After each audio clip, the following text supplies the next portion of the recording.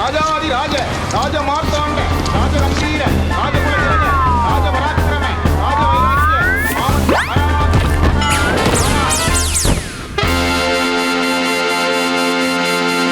வணக்கம் மக்களே. வழக்கம் போல பரபரப்புக்கும் சுவாரஸ்யத்துக்கும் கொஞ்சமும் பஞ்சம் இல்லாம ஏகப்பட்ட விஷயத்தை உங்களுக்காக கொண்டு வந்திருக்கோம். தர்பாரை தொடங்கிடலாமா?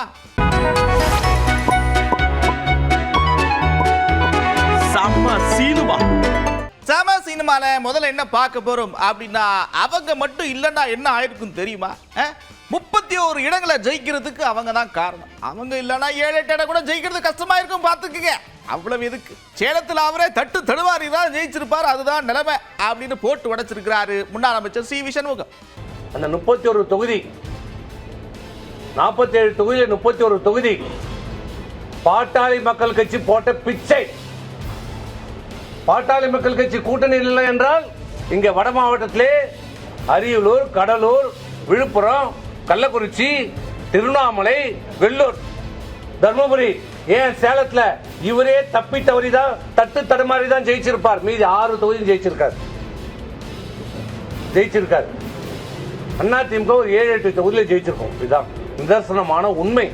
உண்மையை ஒற்றுக்கொள்ள வேண்டும், சுய பரிசோதனை செய்து கொள்ள வேண்டும். அப்போதுதான் இந்த அனைத்து இந்திய அண்ணா திராவிட முன்னேற்ற கழகத்தை நம்பி இருக்கிற தொண்டர்களை காப்பாற்ற முடியும். என்னென்ன பண்றாங்க பாருங்க. கூட்டத்தை நடத்தினாங்களா, அங்க ஏகோபித்த குரலா அவரை கூட்டிட்டு வரணும்னு சொன்னாங்களா. என்னது இதெல்லாம்? உங்க மகன அரசியலுக்கு கூட்டு வரதுல எனக்கு எந்த பிரச்சனையும் கிடையாது. ஆனா எதுக்கு இந்த டிராமா அப்படின்னு கேட்கிறார். அண்ணா திமுக ஒரு குடும்பத்தின் பிடிக்குள் சென்று கொண்டிருக்கிறது. குட்டியை விட்டு ஆழம் பார்ப்பது போல இன்னைக்கு சோசியல் மீடியாவில் ஒரு செய்திகளை பரவிட்டுக் கொண்டிருக்கிறார். நேற்று அவர் கூட்டம் நடத்தியதாகவும் அந்த கூட்டத்தில் எல்லாம் ஆரவாரமாக உங்கள் மகனை அரசியலுக்கு கொண்டு வாங்க, அதுல எந்த ஆட்சேபனையும் இல்லை. அதுக்கு எதுக்கு இந்த டிராமா? யார் வேண்டுமானாலும் அரசியலுக்கு வரலாம். உங்கள் பிள்ளை வர வேண்டாம் என்று சொல்லவில்லை. அவருக்கும் முழு உரிமை உண்டு. வரட்டும், நேரடியாக வரட்டும், அரசியலுக்கு வரட்டும், பணியாற்றட்டும், சேவை செய்யட்டும், வளரட்டும். அதில் யாரும் எந்த மாற்று கருத்து படல. ஆனால் இப்படிப்பட்ட ஏன் நாடகம் டிராமாவை ஏற்படுத்திக் கொண்டிருக்கிறார்கள். இந்த ஏக்கம் இன்றைக்கு ஒரு தோல்விக்கு காரணம்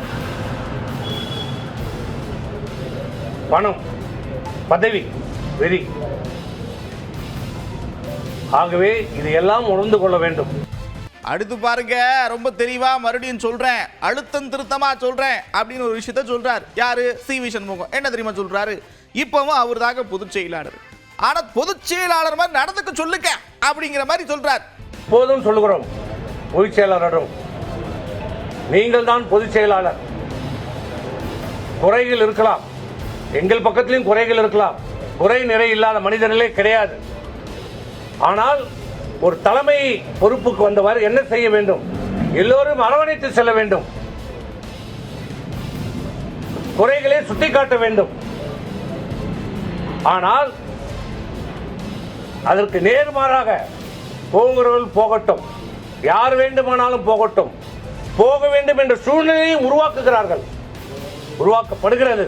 பரபரப்பா செய்தியாளர் சந்திப்பு நடந்துகிட்டு இருக்கக்கூடிய அதே நேரத்தில் என்னன்னா, என்டிஏ கூட்டணியிலிருந்து நாங்கள் விலகிறோமப்பா அப்படின்னு சொல்லியிருக்கிறாங்க தமிழ் மாநில காங்கிரஸ். என்டிஏ கூட்டணி மத்தியிலே பாஜக, மாநிலத்திலே அதிமுக மற்றும் ஒத்த கருத்துடைய கூட்டணியிலிருந்து தமிழ் மாநில காங்கிரஸ் கட்சி நட்பு கட்சியாகவே விலகுகிறது. தொடர்ந்து 12 வருடங்களாக கூட்டணி அரசியலிலே இருந்த காரணத்தினால் எங்களுடைய வலு குறைந்ததாக கருதுகிறோம். எங்களுக்கு எந்த கூட்டணி கட்சியோடும் சண்டை கிடையாது, சச்சரவு கிடையாது. கூட்டணி கட்சிகளோடு நட்பு கட்சியாகத்தான் நாங்கள் இருக்கிறோம் ஒழிஞ்சு அவர்கள் மீது குறை சொல்லிவிட்டு சண்டை போட்டுக்கொண்டு சேரை அவர்கள் மீது வாரி எரிந்துவிட்டு நாங்கள் செல்லவில்லை. அட என்ன கடிக்க, தேர்தல் முடிவுலாம் வந்துச்சு, இவ்வளவு நாள் இருந்தீங்க, இத்தனை தேர்தலை சந்திச்சிருக்கிறீங்க, திடீர்னு இப்படி விலகிட்டீங்களே, என்ன காரணம்? இயக்கம் ஆரம்பித்து 12 ஆண்டுகள் ஆகின்றன. எங்களது நோக்கம் இன்னும் நிறைவேறவில்லை. 2014, 16, 19 அதே போல 21, 24, 26 வரை தொடர்ந்து நடந்த தேர்தல்களிலே கூட்டணிகளிலே தமிழ் மாநில காங்கிரஸ் கட்சி பங்கு பெற்றது. அதே நேரத்திலே தமிழ் மாநில காங்கிரஸ் கட்சியினுடைய இலக்கை எங்களால் அடைய முடியவில்லை. அடுத்து பாருங்க, அரசியல் நகர்வு தொடர்பா நடிகர் ராகவாளரன் செய்தியாளர்களை சந்திச்சார்.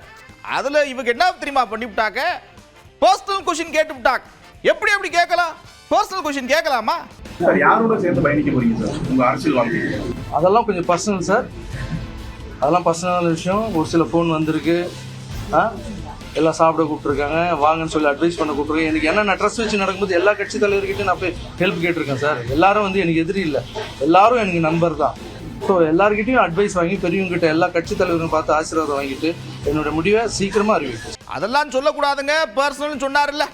அடுத்த ஒரு விஷயத்தை சொல்றாரு. என்ன சொல்றாருன்னா, 1 மாத கால ஆட்சி, அதுக்கு பின்னாடியே வரக்கூடிய விமர்சனம், இதை நீங்க எப்படி பாக்குறீங்கன்னு கேட்டிருக்கிறார். அதுக்கு அவர் என்ன சொன்னார்னா, தற்குறியெல்லாம் கிடையாதுங்க, அம்புக்குறி அப்படின்னு சொல்லியிருக்கிறார். சார் எல்லாரும் தற்குறின்னு சொல்கிறது வந்து ஒருத்தர் வளர்ந்து வந்தாங்கன்னு வச்சிங்களேன், அதுக்கு ஏதாவது ஒரு தாக்கணும், அவங்க வர வைக்கக்கூடாதுன்றதுக்காக கூட அப்படி சொல்லலாம். மற்றவங்களுடைய பார்வையில் வந்து அது தற்குறி சார். எனக்குன்னு ஒரு பார்வை இருக்கு, தாவேகாவின் அம்புக்குறி, அது தற்குறி இல்லை. அங்க பாருங்க, தாவேகா தரப்புல ரத்த தான முகாம்ல நடத்தி இருக்கிறாங்க. கனிமொழி சந்தோஷ் ரத்த தானம் பண்ணியிருக்கிறாங்க.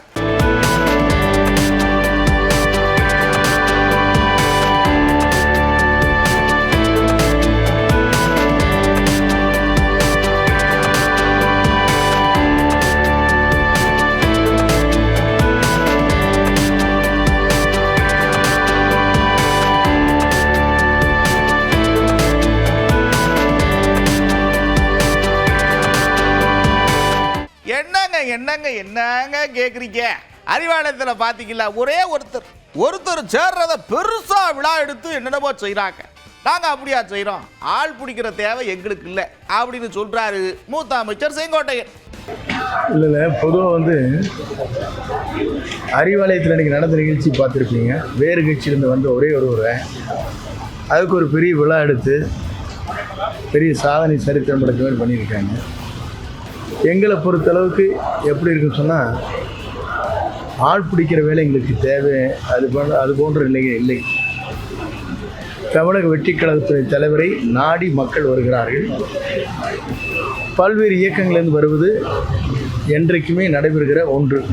அடுத்து திமுக தலைவர் மு க ஸ்டாலின் ஏகப்பட்ட கேள்விகள்லாம் கேட்கிறாரே அப்படிங்கிற மாதிரி கேட்டிருக்கிறாங்க பாருங்க. அதுக்கு அவர்கிட்ட சொன்னார்னா, முதல்ல அவர் இதுக்கு பதில் சொல்லட்டும். எதுக்கு அதிமுகவும் திமுகவும் ஒன்னா சேர்ந்து ஆட்சி அமைக்கணும் சதி திட்டம் போட்டது யாருன்னு சொல்லட்டும், அப்புறம் நான் சொல்றேன் அப்படின்றார். திமுகவும் அண்ணா திமுகவும் கூட்டணி வைத்து ஒரு ஆட்சியை பிடிக்கலாம் என்று நினைத்தவர்கள் யார்? அதற்கு அவரெல்லாம் பதில் சொல்லிட்டு, இதுவரையிலும் தமிழக வரலாற்றில் அண்ணா திமுகவோடு திமுக இணைந்து ஒரு ஆட்சியை பிடிக்கலான்னு ஒரு சதி வலைப்பின்னியது இதுதான் முதல் தடவை. அதை முறியடித்த பெருமை தமிழக வெற்றிக் கழகத்துறை தலைவராக இருக்கிற நம்முடைய இன்றைய முதல்வரை என்றைக்கும் முதலமைச்சராக அரியணையில் அமரக்கூடிய தளபதி ஒருவரால் தான் முடிந்திருக்கிறதே தவிர யாராலும் இல்லை. அடுத்து பாருங்க, ஆளாளுக்கு தொடர்ந்து விலகிட்டே இருக்கிறாங்க. இது சம்பந்தமா கேபி முனுசாமி செய்தியாளர் சந்திப்பில் என்ன சொன்னார்னா, சிலர் தாங்க விலகுறாங்க, பலர்லாம் விலகல அப்படின்ற மாதிரி சொல்லிட்டார். இன்னைக்கு ஒருத்தங்க விலகி இருக்கிறாங்க. யாரு? நடிகை கௌதமி. கனத்த இதயத்தோடு விலகுகிறேன் அப்படின்னு அதிமுகவிலிருந்து தன்னை விலகிக்கிறதா அறிக்கை வெளியிட்டிருக்கிறாங்க.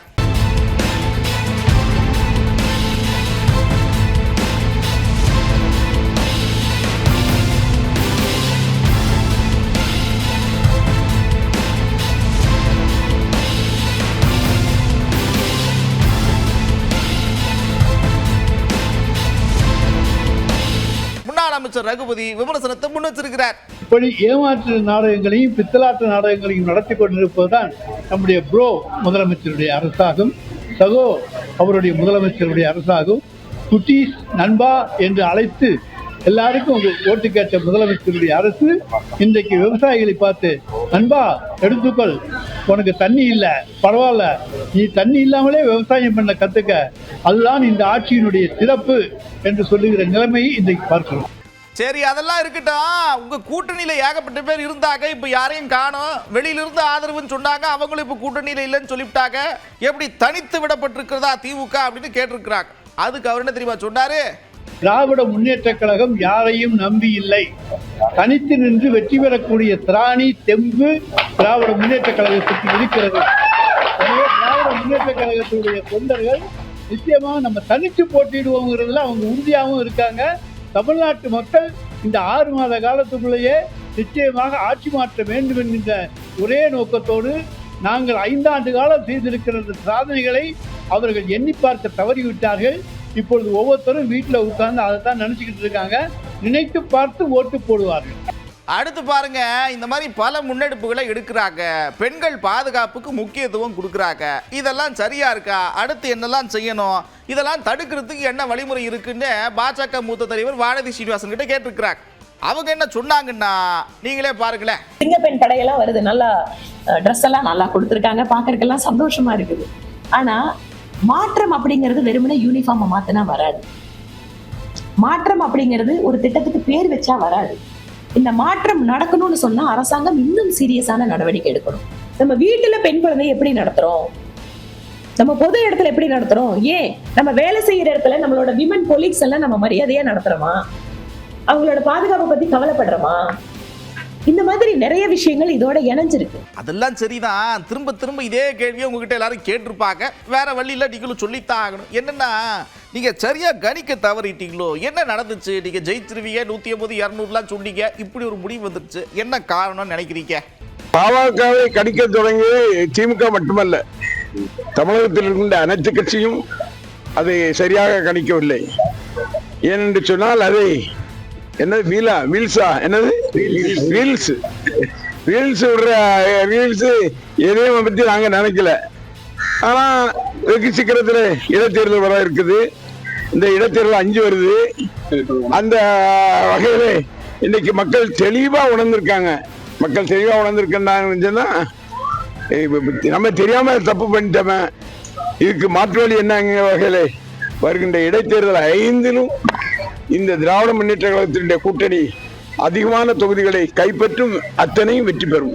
அடுத்து வரங்க சினிமால இருந்து அரசியலுக்கு வரவங்களுடைய எண்ணிக்கை கிராஜுவலா அப்படி உயர்ந்துகிட்டே இருக்கு. இதை நீங்க எப்படி நினைக்கிறீங்க அப்படின்னு மனிதநேய மக்கள் கட்சி தலைவர் ஜவாஹிர் உல்லா கிட்ட செய்தியாளர்கள் கேட்டிருக்கிறாங்க. அதுக்கு அவர் என்ன சொன்னார்னா பாருங்க. அதாவது பிள்ளைகளை கல்லூரியில சேர்க்கலாம், மருத்துவ கல்லூரியில சேர்க்கலாம், பொறியியல் கல்லூரியில சேர்க்கலாம் என்ற நிலை மாறி பிள்ளைகளை நடிப்பு கல்லூரியில சேர்த்தவர்கள் நடிகர்களான முதலமைச்சராக கூட ஆகிடலாம் அப்படிங்கிற ஒரு எண்ணம் தமிழ்நாட்டில் வேகமா பரவி வருதோ அப்படின்னு எண்ணம் தோன்றுகிறது.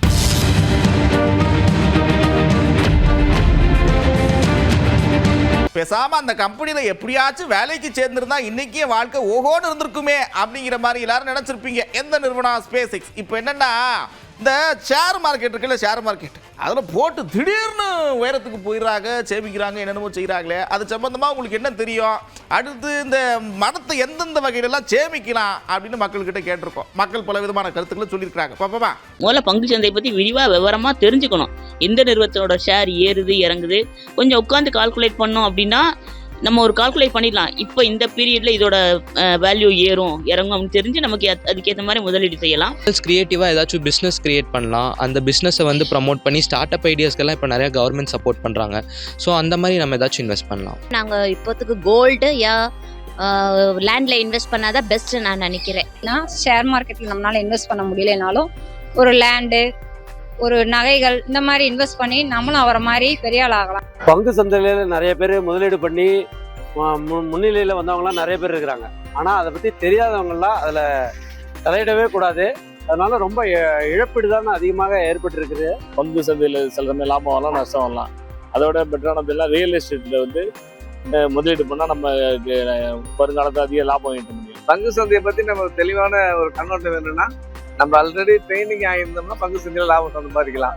பங்கு சந்தையில் தெரிய நமக்கு அனுபவம் இல்லாமல் அது இறங்கினோம்னா நஷ்டம் தான் வரும். எந்த டைம் ஃபால் ஆகும் போதெல்லாம் வந்து இருக்கிற ஸ்டாக்ஸை வித்துட்டு வெளியில வந்துடலாம், ஐயோ மார்க்கெட்ல நமக்கு அவ்வளவுதான் அப்படின்னு வெளியில வந்தோம் அப்படின்னா அந்த பயத்திலேயே இருக்கிற காசும் போயிடும். அமௌண்ட் கேபிட்டல் காஸ்ட் மட்டும் போடுறாங்க. அதை இன்னும் ஷேர் எப்படி ஒர்க் பண்றது நிறைய பேர் டீட்டெயில் தெரியல. லாஸ் ஆகுது முக்கிய காரணம் அதுதான். பங்கு சந்தையில பொறுமைங்கிறது ரொம்ப முக்கியம். அவங்க வெயிட் பண்றது மட்டும்தான் அந்த இடத்துல சொல்யூஷனா இருக்கும். பொண்ணுல போட்டாலும் லாஸ் சமயத்துல மண்ணில் போட்டால் லாஸ் ஆகவே ஆகாது. நீங்க இதில் இன்வெஸ்ட் பண்ணீங்கன்னா சூப்பரான ஒரு ரெவன்யூ நீங்க எடுக்கலாம். அதாவது ஸ்டாக்ஸ்ல, கோல்டுல, லேண்ட்ல இந்த மாதிரி வந்துட்டு நம்மகிட்ட இருக்க பணத்தை வந்துட்டு பிரிச்சு முதலீடு பண்ணும்போது மேபி ஒரு இதுல நமக்கு நஷ்டம் ஆனாலும் இன்னொரு இது வந்துட்டு நமக்கு கொஞ்சம் ஏற்றி கொடுக்கணும்னு வச்சுக்கோங்க. ஒரே இதில் இன்வெஸ்ட் பண்ணாமல் பிரித்து இன்வெஸ்ட் பண்ணுறது உங்களுக்கு பெனிஃபிட்டாக இருக்கும். லாங் டேர்ம் இன்வெஸ்ட்மெண்ட் பண்ணுறவங்களுக்கு மட்டும்தான் இந்த மியூச்சுவல் ஃபண்ட்ஸை இந்த மாதிரி பண்ணுறதுக்கு ஈஸியாக இருக்கும். எந்த ஒரு தொழிலாக இருந்தாலும் முறைப்படி செஞ்சோம்னா பெரிய ஆளாக ஆகலாம். அப்புறம் என்ன ஜாலியாக சிரிச்சுட்டே ரசிட்டே பார்த்துருப்பீங்க. நான் கடை முறை நேரம் வந்துருச்சு. மறுபடியும் இதே மாதிரி ஒரு தர்பார் உங்களை சந்திக்கிறேன். அதுவரை விடைபெறுவது நான் நந்தா. இது 18 தர்பார்.